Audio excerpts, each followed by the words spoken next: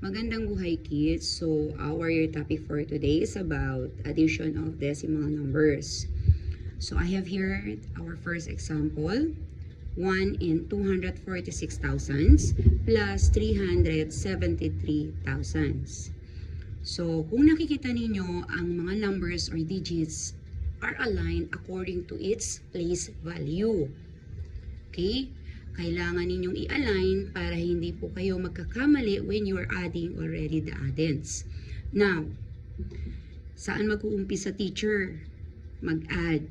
So, coming from your right to your left. So, unang i-add itong digits na nandito.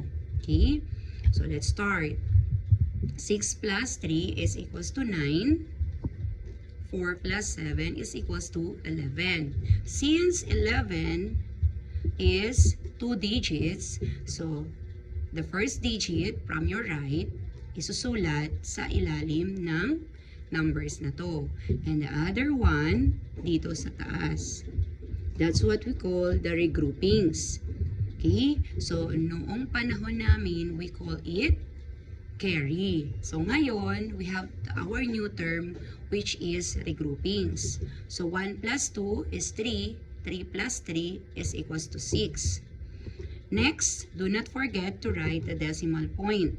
Ayan, dapat naka-align din ang decimal point. Next, proceed to your whole number. 1 plus 0 is 1. Ayan. Then, you have your final answer. 1 in 619 thousands. Now, teacher, what are the parts of addition? Okay. So, as you can see here, this is what we call the addends.